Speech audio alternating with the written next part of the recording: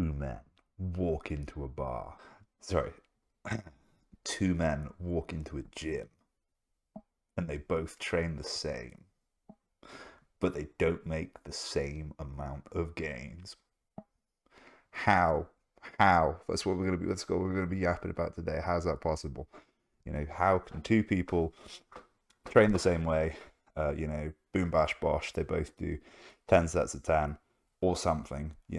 Call it what you will. They do the same thing. They get different results. Why is that? That's what we're going to be yapping about today. Why is it different for two different people? And why does one person make gains, the other person doesn't? They both follow the same program. Let's yap about that.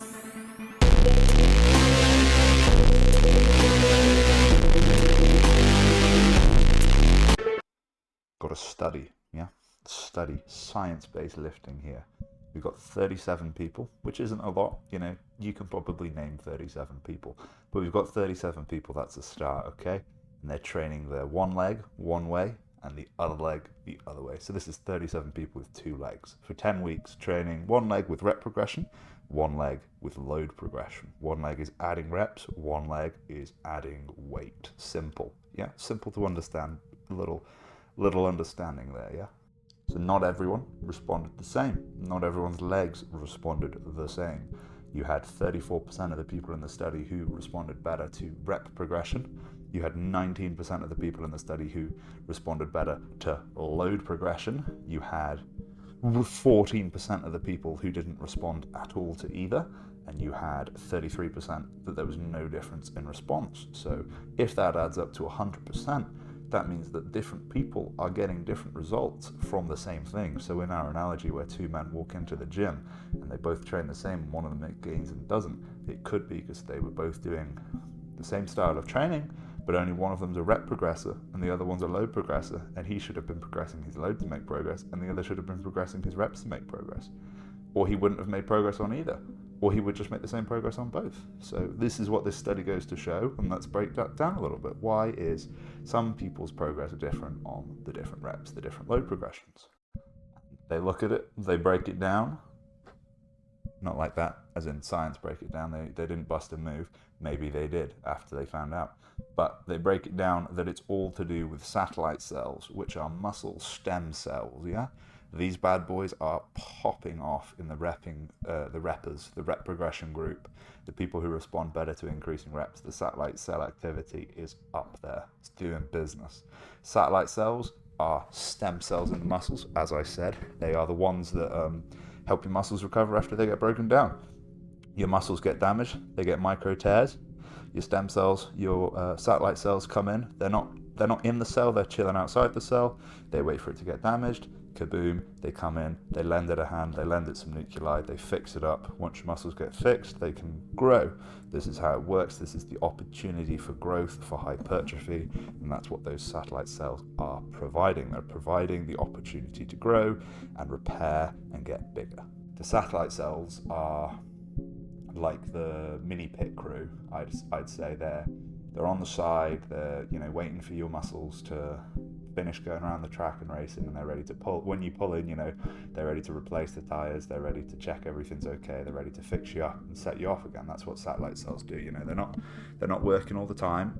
They're just waiting for something to go wrong and then they fix it. And in the case of the people who are increasing the reps and getting more benefits from the rep increases, the reppers, the satellite cell activity is far greater, and this is obviously this is good because more satellite cell activity is more opportunity for growth, because what those satellite cells are doing is they're lending the muscle cells their nuclei to repair, to grow, to achieve hypertrophy, to get back into the game. So if you've got more satellite cell activity and you've got more satellite cells in general, you can progressively overload that in a way.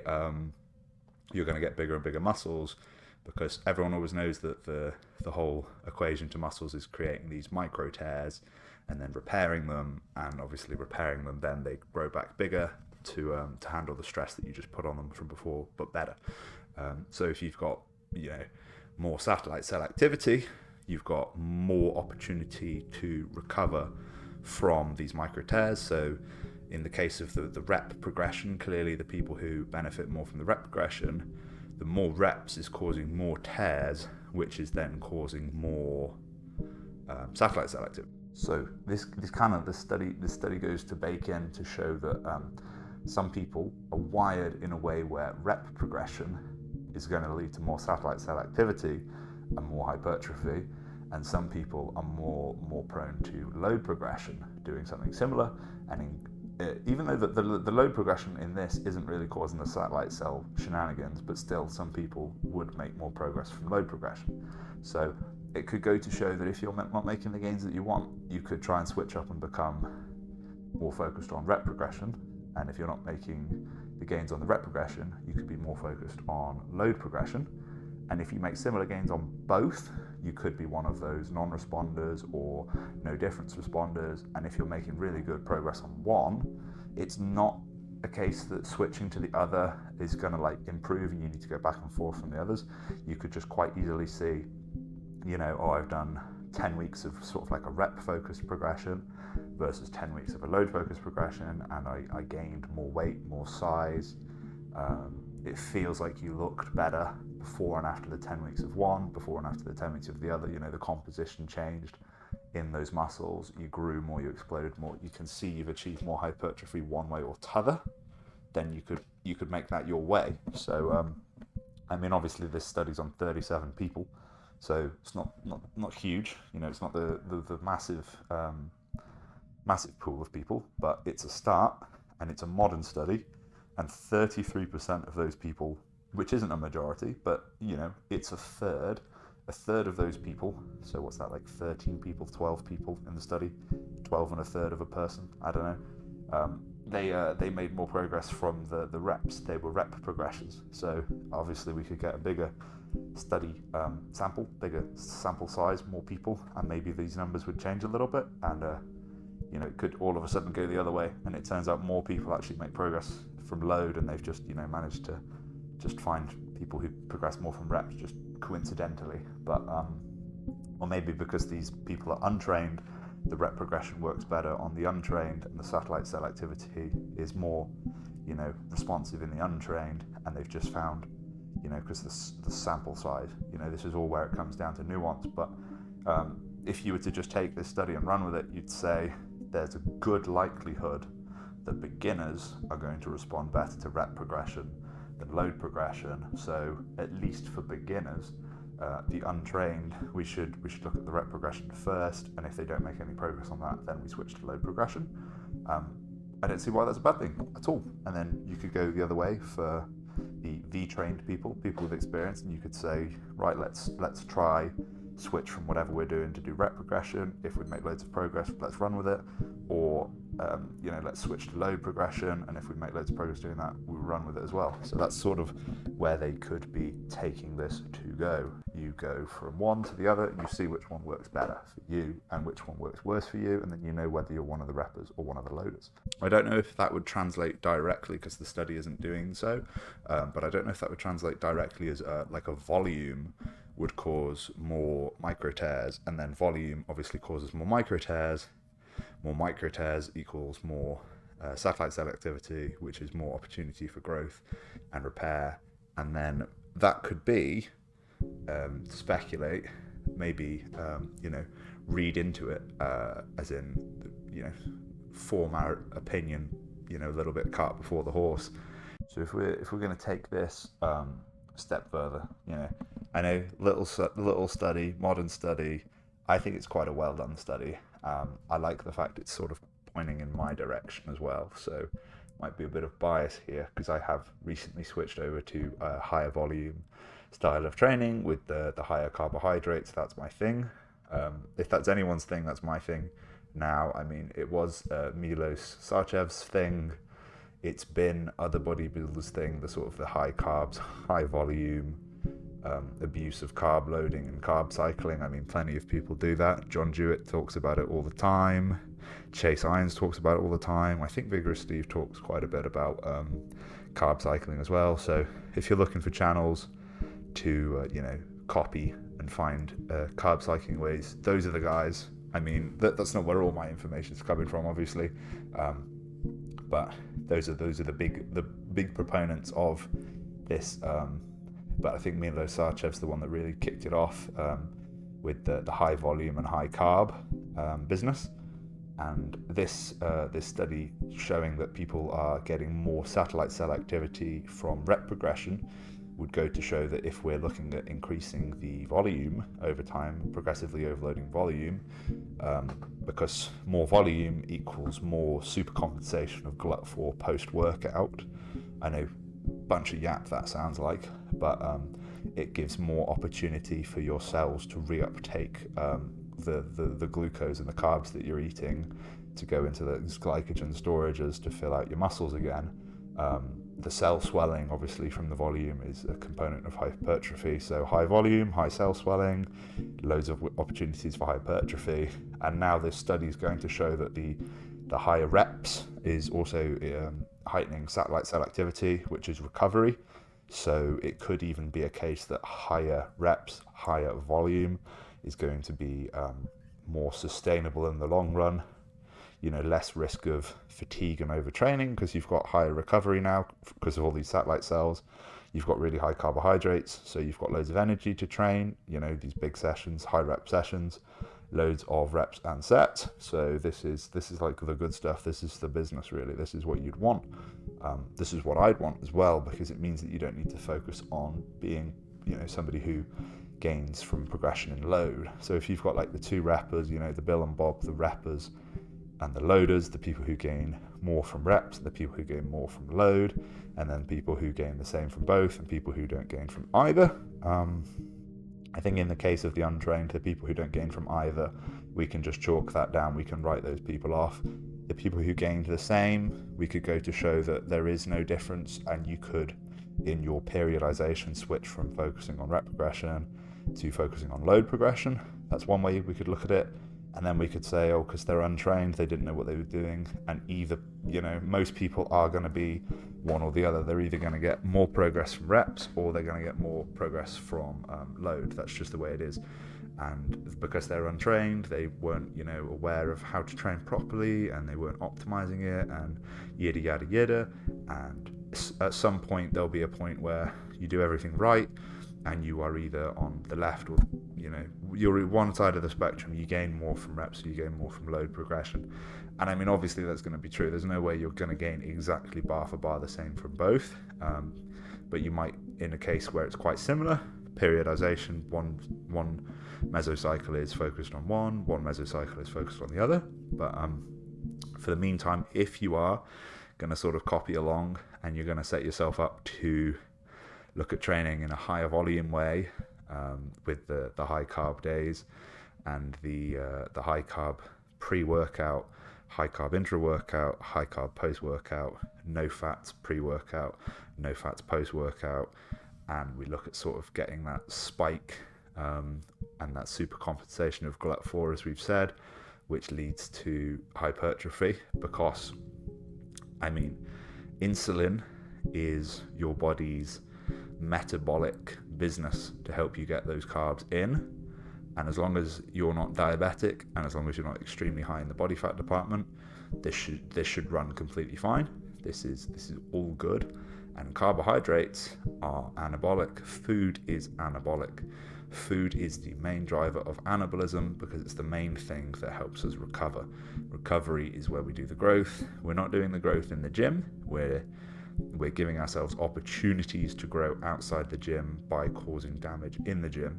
And this study goes to show that more tears, more reps, more reps is equaling more tears, which is equaling more satellite cell activity, which is equaling more recovery, which is then equaling more progress. So if we were to take that and run with it, which is what I would like to do, which is what I'm going to do, because I'm already doing it, and then I read this and it sort of confirms my biases. What we're going to do is we're going to take the reps over time, so let's say we're doing 10 sets in a workout, just arbitrary number, nice round number. We're doing 10 sets in a workout, we're doing 10 reps in each set. That is now 100 reps in the workout, if we're calculating volume that way by sets times reps, And then you can do it times by frequency as well. So let's say this is like a chest day. We do 10 sets, 10 reps on each. That's 100 reps of chest. And we do that twice a week. That's 200 reps of chest in a week. Let's, like, I know that seems like quite specific. Are we ever going to really get down to the meat and potatoes and day in, day out, week in, week out, we're tracking the exact number of reps? Why not? It's not that hard to do. You could do it. And let's imagine on those 10 sets, you choose, you do 3 different exercises or 4 different exercises, and you do 2 sets on each exercise, or 3 sets on some, 2 sets on others.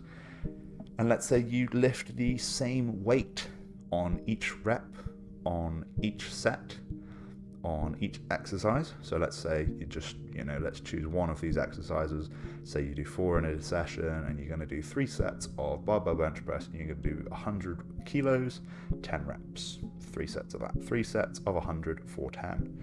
So break this down, hold with me. You're doing 100 times 10 times 3. So you're doing 3,000 kilos of volume, right? Is that right? Yeah, that's right. 100 times 10, that's 1,000, times 3, that's 3,000. And you're doing 2 of those workouts in a week. So now that is 6,000 kilos of volume on your chest. I know, just bear with me. You're not going to have to do this for every set, every workout, but let's suppose you are one of the people who gains more from rep progression. The rep progression is your business. You are a repper. You're a repper, so to say. Reppers versus loaders. You're a repper. Of the 2 guys who walked into the gym and got the different results from the same thing, you're one of the guys who's getting the results from the reps. If you were to go from doing 10 reps in all of those 10 sets across those 2 workouts to 11 reps in all of those sets, in all of those workouts, that is now a 10% increase in your volume, isn't it? Across the whole week. If you were to just, I know if you were only just able to, as in oh yeah, it's such a small ask to add 1 rep. It's quite a big ask. It's quite a tall order. Maybe you get there on some exercises, you don't get there on others. But if week in, week out, you keep those weights the same, and you go from doing 10 reps on everything to 11 reps on everything. Maybe you get 11 reps on some things, 10 reps on other things. You give it another go, you get 11 reps on most things. You give it another go, you get 11 reps on everything. That's a 10% jump in volume. If you're somebody who's gaining progress and making progress from increases in volume, just adding a rep to everything and keeping the weight the same, if you're doing so many sets, so many exercises, that's a 10% increase in your volume. That's going to be a pretty big increase in your overall output and your ability to perform works. And let's take that step further. You go from doing 10 reps to 11 reps to 12 reps. Once you're on that 12th rep, that's a 20% increase. The 13th rep, that's a 30% increase. And then maybe it could be getting, quite sticky, quite difficult to do, the 14 reps, the 15 reps, the 16 reps. But as we say, this is like a long journey, isn't it? This is a week in, week out thing. And for some exercises, the practicality of them, once you get past that 15 rep point, that 16 rep point, you start doing 20 reps or something, it becomes a little bit impractical. Then we could look at chucking the weight up a little bit, bringing those reps down again, do the double progression, hit the nail twice. You go from doing 10 reps on everything to say 15 reps on everything, and then you start upping the weight a little bit on everything. This is like a bit of a challenge. This kind of progress only works if you understand your body, you understand how much you can lift, and you understand how much an increase in the weight will affect the reps, which some people are really good at gauging. Other people aren't very good at gauging. Myself, I'm not very good at gauging it, because sometimes I'll put an extra 10% on the bar, and I think, I'll lose a couple reps, and then my reps are just completely cut in half, and I'm just scratching my head, wondering how that happens. But let's say you go from doing 10 reps and everything over a course of, I don't know how many weeks, how many months, you end up getting 15 reps on everything. Congratulations, you've definitely made progress. And now we go and we up the weights a little bit to try and get ourselves back to that 10 rep zone on everything. And let's say you up the weight from the 100 kilos on the bench to the 110, and you're able to get the 10 reps. You go again, go from 10 reps to 15 reps, then you go from 110 kilos to 120 kilos, 10 reps to 15 reps. We've talked about this. This is the double progression method. This is the rugby strength method. I can't remember who initially dropped this.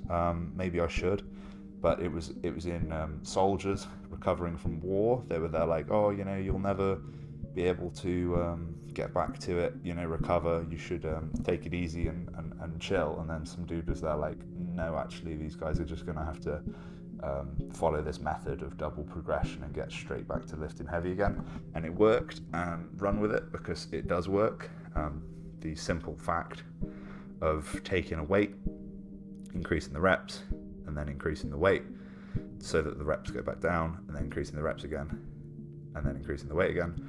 I mean, for the sake of argument, where we're saying some people gain more progress from increasing the reps, some people gain more progress from increasing the weight, some people gain similar to both.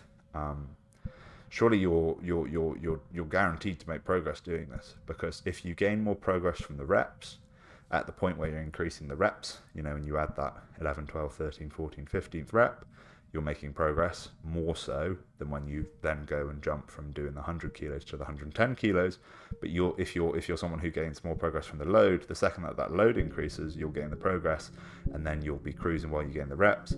And then when you increase the load again, you'll make more progress. So this is like covering both bases. This is like having, a foot in the jacuzzi and a foot in the pool at the resort. Like you're good. You don't need to choose one or the other. You don't need to be like, I am 100% the guy who only progresses from reps, because eventually you'll reach a point where it's no longer practical to increase the reps. And 10 reps on bench, that might be quite a few for some people. Like some people like a 3 to 4 rep range for bench, or a 5 to 6 reps, right? 10 seems like cardio, and that's fair enough. And then 11, 12, 13, 20 rep sets of bench is like, that's quite a few. So at the point where it becomes like you don't enjoy that rep range for that exercise, increase the weight, and then increase the reps, and then increase the rates. Because some exercises it doesn't make sense to lift super duper heavy on, and some exercises it doesn't make sense to lift super duper light on. So let's choose one of each here. If you're doing calf raises, you don't really want to load up a bajillion kilos and do 5 reps of your calves. Seems a little bit dodgy. Seems a little bit hard to do, a little bit impractical to do. Not many of the calf machines go heavy enough anyway to do, and just works better to do the high reps on the calves. Let's take another example, shoulders. Are you ever picking up 30 kilo dumbbells and doing lateral raises for sets of 5? Probably not. You're going to need a lot of momentum, you're going to need a lot of swinging, you're going to end up just cooking a bunch of stuff and not having the strictest of form. Are you ever going to pick up an 100 kilo barbell and do bicep curls with it for 5 reps? No, because you've got the increased risk on these muscles, the increased load. This is just like too much. You'd rather do 50 kilos for 15 reps on that barbell bicep curl, 15 kilos for 20 reps on that barbell bicep curl, get a good pump, enjoy yourself. With the shoulders, you'd like to pick up the 15s, not the 30s, and get 20 reps, get a good pump, enjoy yourself. The calves, you'd like to go to the stack on the machine, do as many reps as you can, get a good pump, and you're good. And then the other side of things, the other, side of the coin, are you ever really want to go and put 100 kilos on a bar and deadlift it for a 30 rep set? That's cardio. That is, you're not going to be limited by your deadlift strength. You're going to be limited by grip fatigue. You're going to be limited by your lungs. You're just going to run out of breath and out of puff. You're going to get a crazy pump in your lower back, and it's no longer going to be progressing the deadlifts in the way that deadlifts matter. Are you ever going to put 60 kilos on your back and squat it for, a 5-minute set of squats where you end up doing like 30, 50 reps? No, it's just no longer practical. You're just going to be exhausting your lower back. You're going to be run out of breath. But that sort of same super high rep set might be really, really beneficial for your shoulders, but just like really, really inconvenient for your legs. So when we're looking at this, doing the double progression, we also need to be sensible in the rep range that we choose for the muscle groups. So we've got some muscle groups that are more, they're more suited for high reps, some muscle groups more suited for low reps. And I'd stand to say that there is also you know how we've got the reppers and the loaders, different responses to increasing progression of reps versus progression of load. You've also got muscle groups which are fast twitch or slow twitch. Some muscle fibers, muscle groups have densities that differ from muscle fibers, where one muscle group will be more densely packed with fast twitch, one muscle group will be more densely packed with slow twitch. So it would be more optimal to train the slow twitch ones with the higher reps, and it would be more optimal to train the fast twitch ones with the lower reps. The higher weight on the fast twitch, higher reps on the slow twitch. This is where we could be looking. So for most of the little muscles, like your calves and your forearms and your abs, you use those all the time. They are quite high, by and large, for most people, in most cases, highly dense in the slow twitch department. So training those for high reps makes more sense. Whereas a lot of the pushing muscles of the upper body, like the chest and the shoulders and the triceps, they're quite highly dense in the fast twitch fibers, the high weight, low rep ones. The upper body pushing muscles are quite good for the fast twitch. They're quite dense in the fast twitch. The upper body pulling muscles are also pretty highly dense in those fast twitch, you know, the high weight, low rep sort of business.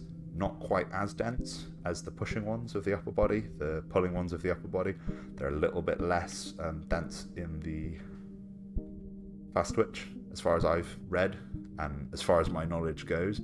And then the lower body, the sort of like the quads, the pushing, and the legs, the pulling of the lower body, it looks like it's kind of a balanced mixed bag that leans a little bit towards the fast twitch, but not as much as the upper body. So if you were to go and, you know, run with that, you would say, you know, possibly the upper body muscles are like the 5 to 10 for the pushing, maybe the 8 to 12 for the pulling, you know, 5 to 10 for the pushing, 8 to 12 for the pulling.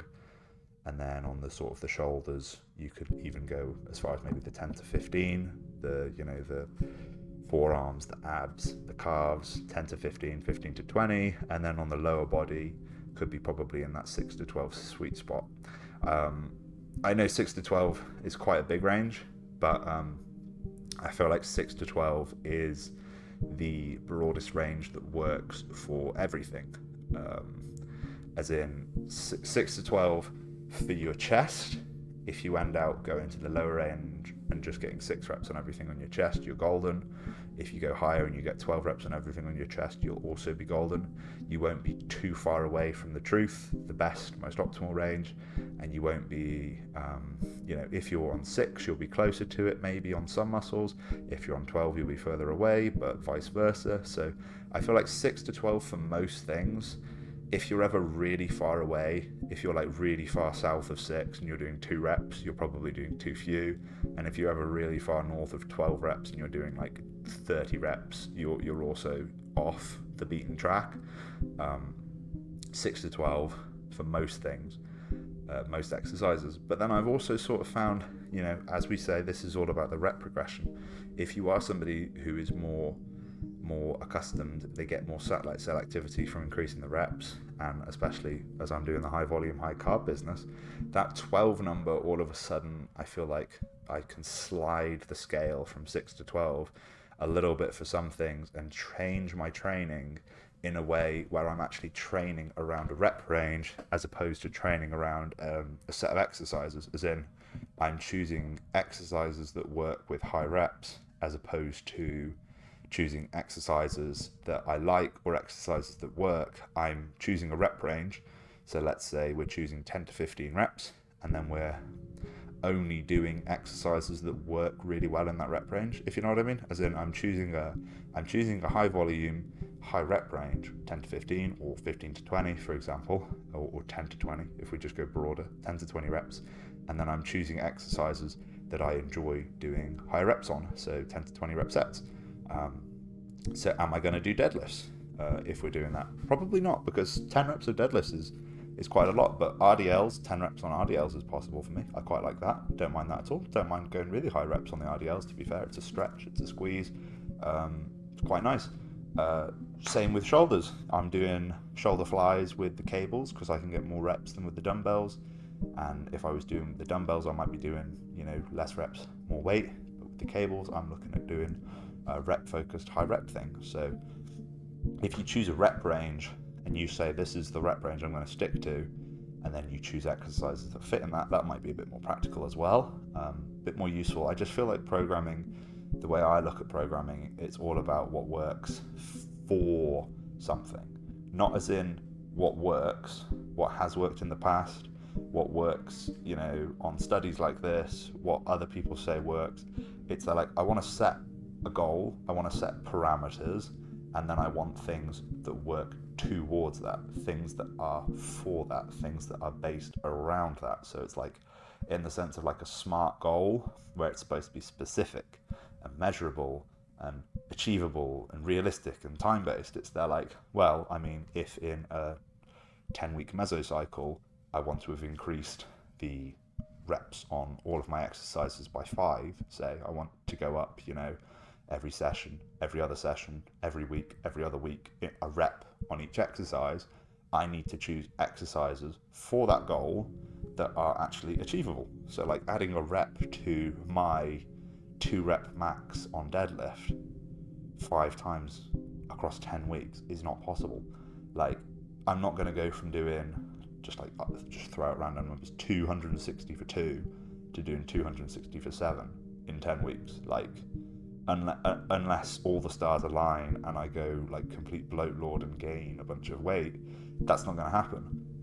But if I say, cool, I want to put 5 reps on something in 10 weeks, and I choose dumbbell shoulder flies with 26 kilos, it's possible. I can go from doing 10 to 15, why not? So you actually need to set a goal, for your mesocycle, for the block of training you're doing, and then you need to find things that actually achieve that goal and actually go towards that goal.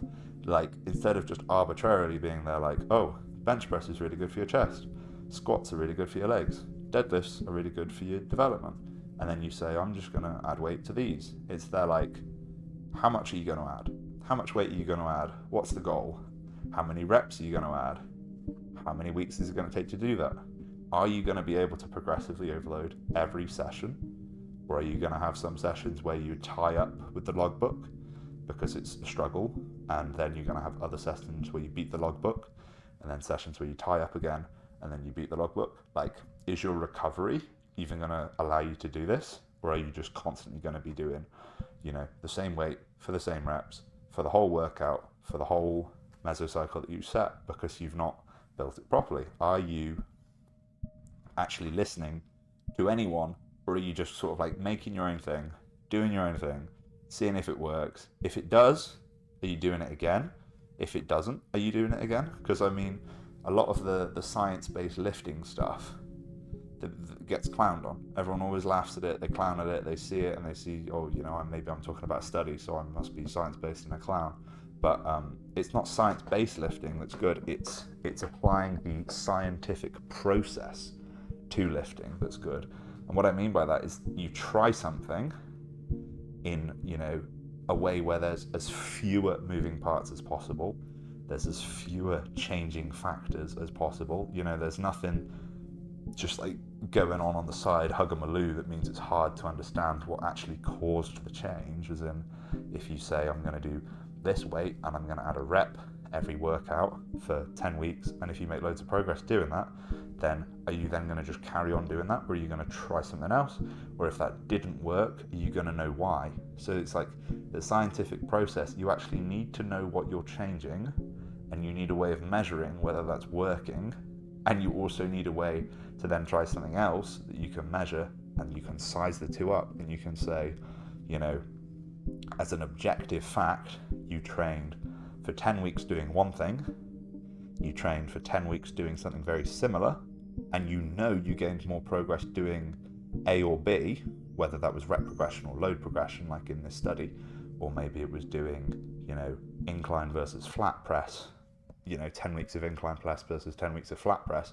If you can't tell me after those 10 weeks, if you do 10 weeks of incline press and you do 10 weeks of flat press, if you can't tell me for a fact which one was better for you, which one you made more progress on, you're doing something wrong. You're not tracking your weights properly, your reps properly, your food properly. You're not taking visual pictures of yourself in a way where you can actually see development in the composition of your physique.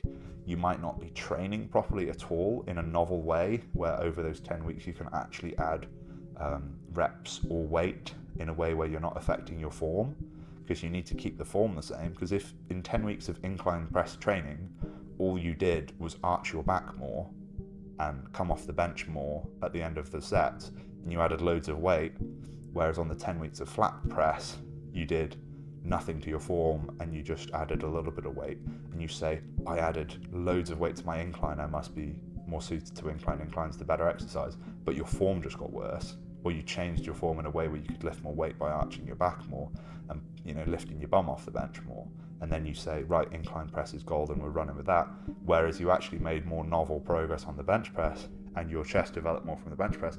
It's like, if it's not being measured, it's not being managed, is what Chris Bumstead said. And I think you need to take that and you need to actually look at, when you make changes in your training, applying the scientific process, making as fewer changes at once, maybe only even making one change at once, seeing if it works, seeing, did it work better than what I did before? Did it work worse than what I did before? Did it work the same as it did before? And then why is that? Can I then keep it? Should I change it back? Should I change it for something different? Because you can go apples for apples, oranges for oranges, and if you just start changing everything around, it becomes a bit too hard to understand. So for the rep progression versus the load progression, if you're a repper or you're a loader or neither, we need to look at it objectively. I think everyone needs to give one a go, the other a go, the double progress a go, and see which one they make more progress with. And that's sort of where I'd take this study and I'd try and make a conclusion that you should be able to, over the next few months of your training, the next even, few years of your training, find out which one you are, which one suits you best, which exercises you like to progress on with reps, which exercises you like to progress on with load, which ones actually make progress for you by progressing reps or load on, why that is, which sort of diet and training and whether your high carb intake before your workouts impacts them in a good way, a negative way. Are you a high fat guy? Are you a high carb guy? Are you a whatever kind of guy? You need to find that out now. You need to find out what works best sooner rather than later, and then you need to put all those nails into the board and hammer them in. There's no point just going whimsically doing periodization and changing up your training if you don't know why you're making the changes, you don't know what you're looking for in terms of these changes, you don't know what kind of progress you actually want to see from these changes. You're just kind of just doing it, just like vibing, just like, oh yeah, I'll change this, and I'll go from doing dips to bench because whatever. There needs to be a method to the madness, and the scientific process of finding out what works best for you needs to be your next and new focus and goal. Find what works best and then do it, rinse and repeat. That's what I've been doing, that's what I'm up to. That's where we're going to leave it, but it's a really good study. I really liked reading it. I don't know if I've read too much of it out loud because I feel like that would be a bit pointless. I'd rather just interpret it, read it, give my take on it, and then you can do the same. You can read the study. I'll link it somewhere in the description. Probably, if you're not interested in reading studies, you can probably just paste that into somewhere and be there what is the summary of this? How does it apply to me? What is a satellite cell? Do that. Do your own research. I would just encourage, whenever you take information from me, that you then take it and you apply it to you. So if I've said something that you don't understand, feel free to ask me what it means. Feel free to ask why I think this. It's an open dialogue at the end of the day. I don't know everything. You don't know everything. The internet still doesn't know everything yet. There's plenty of stuff untrodden. The sample size of 37, as I say, you could try it with 3,700, 37 million, and you could get different results, but the bigger the pool, the better. So if you're going to be part of the conversation, just drop us down a comment and say, I really hate increasing the reps because it makes me sweaty and out of breath and I prefer to just increase the weight. Cool, do that. That's the way it goes. That's where I'll leave it. Thank you guys for watching. Stop recording. Yes, I would like to stop recording.